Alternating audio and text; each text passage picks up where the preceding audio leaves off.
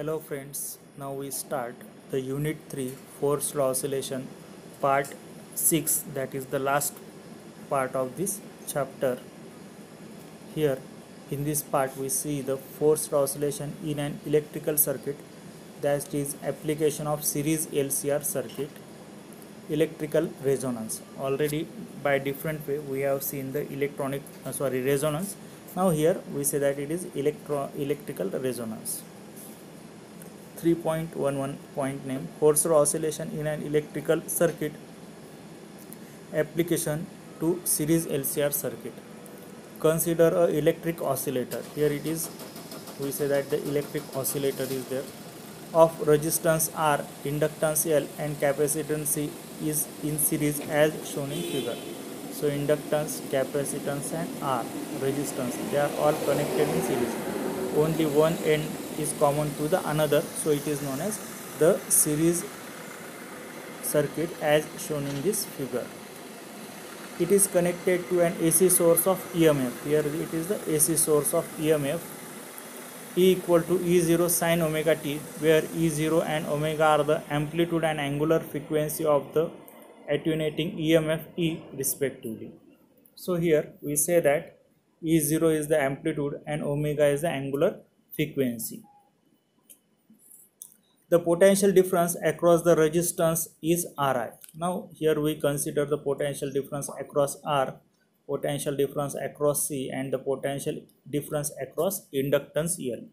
So the potential difference across the resistance is Ri, that is Ohm's law, V equal to Ri. So the potential difference across the resistance, it is given by Ri, that is our Ohm's law. The potential difference across capacitor C is given by Q by C, where Q is the instantaneous charge, the charge at that particular point or at particular instant. It is known as Q, and therefore the potential difference across the charge, it is given by Q by C. The inductance EMF in the induced EMF, that is in the inductor L, is L into di by dt, where it is L is the instantaneous current. I is the instantaneous current. By Kirchhoff's law, state that the algebraic sum of all the potential drops and the EMF is equal to 0.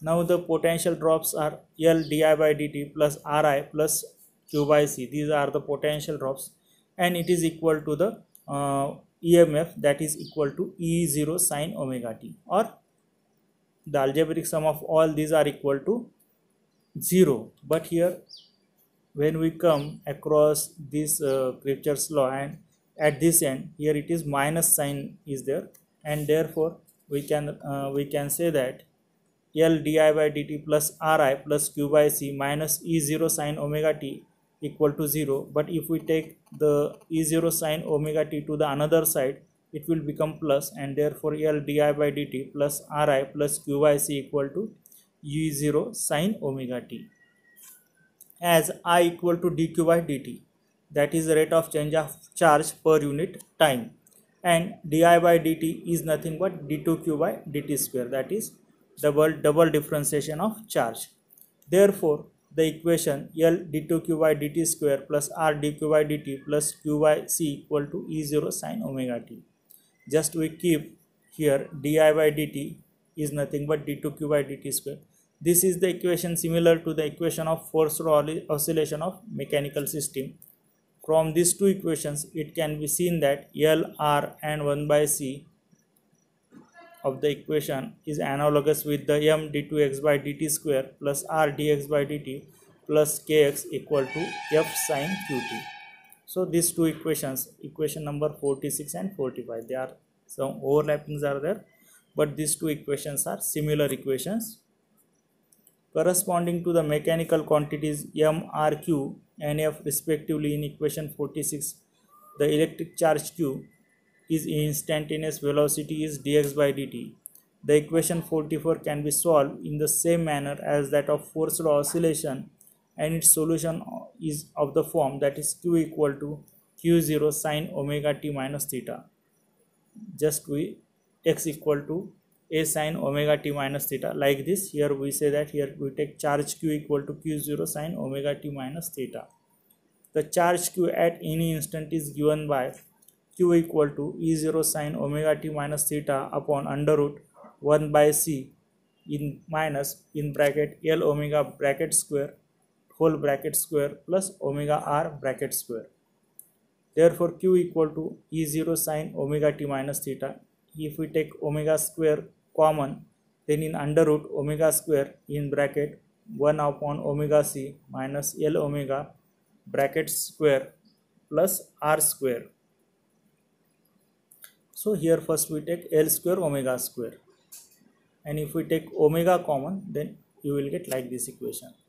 Again, if we take this omega square from the square root, then you will get q equal to E0 sin omega t minus theta under root in denominator omega under root 1 upon omega c minus L omega bracket square plus r square, where amplitude q0 equal to E0 upon omega under root 1 minus omega c minus L omega bracket square plus r square.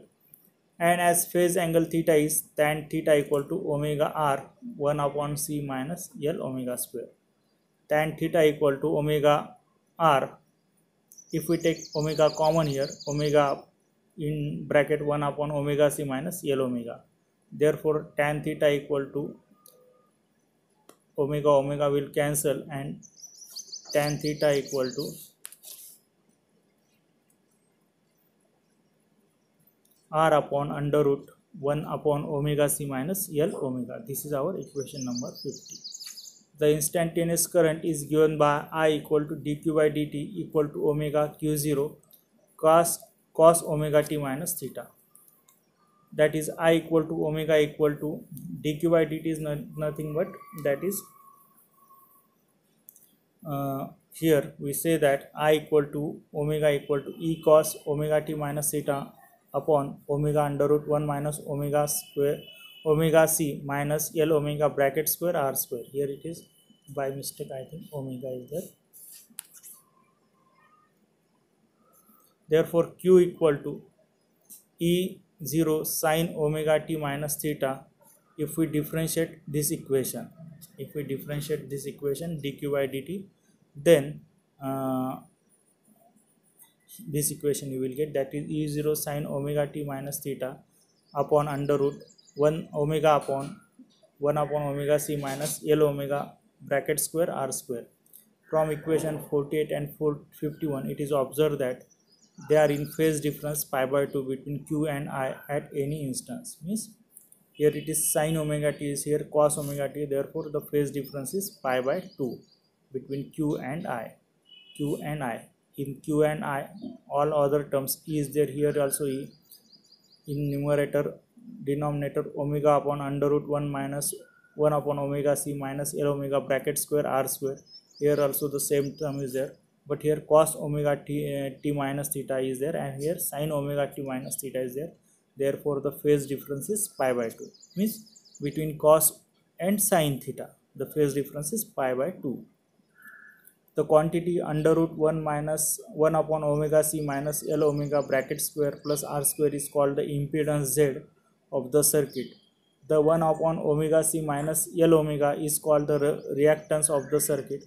From equation can be written as I equal to E0 cos omega t minus theta upon Z, that is I equal to I0 cos omega t minus theta, where I0 is the peak value of the current or the current amplitude, I equal to E0 upon Z, or it is equal to E0 upon under root 1 upon omega c minus L omega bracket square r square. Electrical resonance. The electrical resonance takes place when the current I is maximum. The current is maximum when the current amplitude is maximum. The current amplitude is maximum when the impedance Z is minimum, that is when omega equal to omega 0, that is Z equal to 0 when omega is equal to omega 0. That is therefore Z equal to 0 or 1 upon omega c minus omega L equal to omega 0 equal to 0. 1 upon omega 0 c equal to omega 0 L. Therefore omega 0 square equal to 1 upon LC. Therefore omega 0 equal to 1 upon under root LC. Resonance frequency n, that is n equal to 1 upon 2 pi under root LC. Now tan theta equal to r upon r upon 1 upon omega c minus L omega. Using this we get tan theta equal to r upon 1 upon omega 0 c minus L omega, or 1 upon 0 it is equal to infinity, that is tan theta is equal to infinity. Theta equal to pi by 2, so equation 52 becomes I equal to I0 cos omega t minus theta and I equal to I0 cos omega t minus pi by 2 equal to I0 sin omega t. Thus the applied EMF and the alternating current are in phase.